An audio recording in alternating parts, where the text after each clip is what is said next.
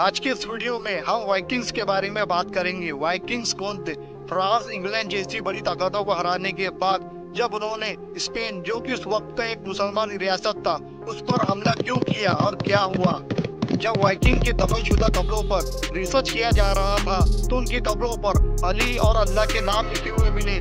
ऐसा है तो मुसलमान और ईसाई वाइकिंग्स को काफिर क्यों कहते हैं? या फिर वाइकिंग सच में ही मुसलमान थे, और अगर थे तो उन्होंने स्पेन पर हमला क्यों किया? ये सभी सवालों के जवाब जानने के लिए इस वीडियो को पूरा जरूर देखें। वाइकिंग्स कंटीरिया के समंदरी लुटेरे थे। वो कंटीरिया जो आज डेनमार्क, स्वीडन और नॉर्वे में बढ़ चुका है। इन लोगों के अपने खयाली खुदा थे जिनकी ये परस्तिश किया करते थे।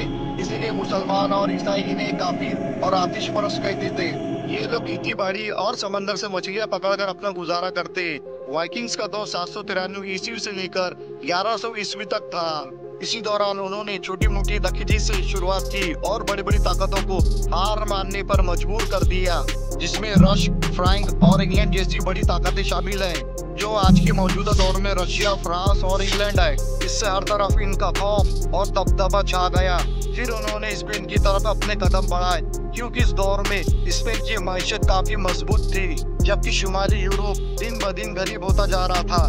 लिहाजा वाइकिंग जहाज अपने इत्यादियों के साथ आगे बढ़े और सिविल्स पर हमला करने को अहमियत दी, क्योंकि मुसलमानों ने बाहरी ओकियानूस की जानिब से हिफाजती इंतजाम नहीं किए थे।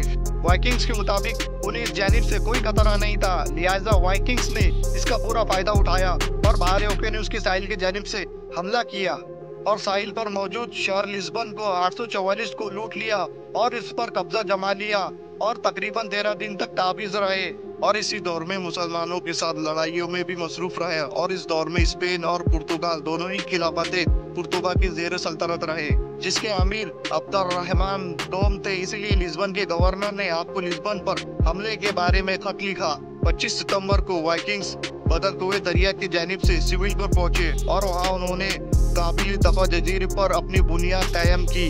और जब 29 सितंबर को मुकामी अफवाद ने वाइकिंग के खिलाफ जंग की तो उन्हें शिकस्त हुई। भारी लड़ाई के बाद 1 या 3 अक्टूबर को वाइकिंग्स ने तूफान की तरह शहर को लूट लिया और हाल ही में तामीर होने वाली मुसलमान की अजीम मस्जिद को भी जलाने की कोशिश की, मगर वो नाकाम रहे। जब अब्दुर्रहमान को इन हालातों का इल्म हुआ तो उन्होंने जंग का ऐलान कर दिया और अपनी फौज को हाजी ईसा इब्ने शुएब की सरबराही में इकट्ठा किया। शुमाल की तरफ से मूसा इब्ने मूसा इस जंग में शामिल हुए और अहम किरदार अदा किया। आखिरकार मुसलमानों ने तलियाता के मुकाम पर 11 या 17 नवंबर को वाइकिंग्स को हराया और कामयाबी हासिल की। मुस्लिम स्कॉलर के मुताबिक 500 या 1000 वाइकिंग्स मारे गए और 30 वाइकिंग जहाजों को तबाह किया गया। फिर वाइकिंग्स ने बचे कुचे जहाज लिए और वापस चले गए। ये वजह है कि अनिकल आर्सन ने स्वीडन टैक्सिला में अपसला यूनिवर्सिटी के जानिब से वाइकिंग के दफनशुदा कपड़ों पर रिसर्च करी तो वाइकिंग्स के कपड़ों पर हजरत अली और अल्लाह के नाम लिखे हुए मिले और स्वीडन के बरका इलाके से मिली एक महिला की कब्र के पास एक चांदी की अंगूठी मिली थी जिस पर अरबी में अल्लाह लिखा हुआ था।